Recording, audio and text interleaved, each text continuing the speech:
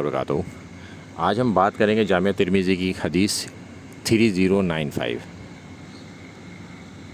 کہ یہ حدیث بیان ہوئی ہے قرآن کی تفسیر میں۔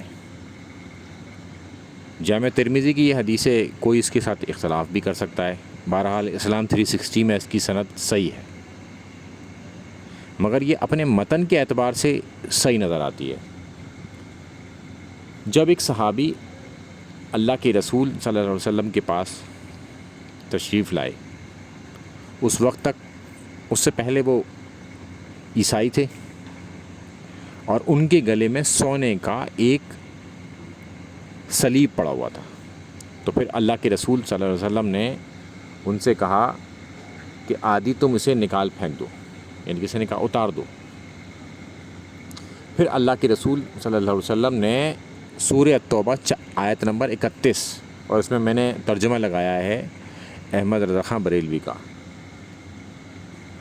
تاکہ کوئی اس سے اختلاف نہ کرے، کیونکہ اکثر ان باتوں سے جو ہے نا بریلوی اختلاف کرتے ہیں، کہ انہوں نے اپنے پادریوں اور جوگیوں کو اللہ کے سوا خدا بنا لیا تھا۔ یہ پڑھا اللہ کے رسول صلی اللہ علیہ وسلم نے، اور پھر آپ نے فرمایا کہ وہ لوگ یعنی کہ یہود اور نصارہ اپنے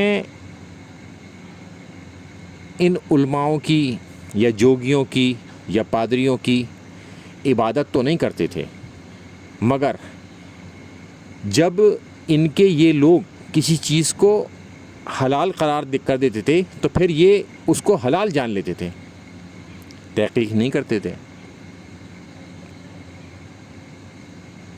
اور جب ان کے یہ لوگ کسی چیز کو حرام قرار دیتے تھے تو یہ بس اسے حرام مان لیتے تھے۔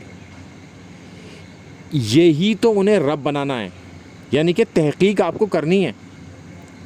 اگر کوئی عالم آپ کو کوئی چیز بتاتا ہے کہ یہ کام ایسے ہے تو آپ اس سے ریفرنس پوچھئے کہ یہ کہاں پر لکھا ہے، کون سی کتاب میں، حدیث کا نمبر بتاؤ، وہ بھی انٹرنیشنل نمبرنگ کے ساتھ، یا قرآن کی آیت اور سورت بتاؤ ہمیں، تاکہ ہم خود جا کے دیکھیں۔ یعنی کہ تحقیق کرنی ہے، انہیں اپنا رب نہیں بنانا۔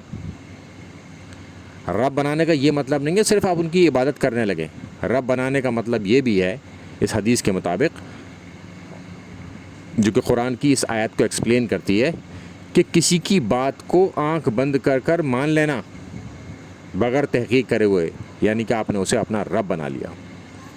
اور اس کے حوالے سے جو بھی ترک ہوں گے اس کے، وہ سب میں ڈسکرپشن باکس میں لگا دوں گا تاکہ بات زیادہ سے زیادہ کلیئر ہو۔ السلام علیکم ورحمۃ اللہ وبرکاتہ۔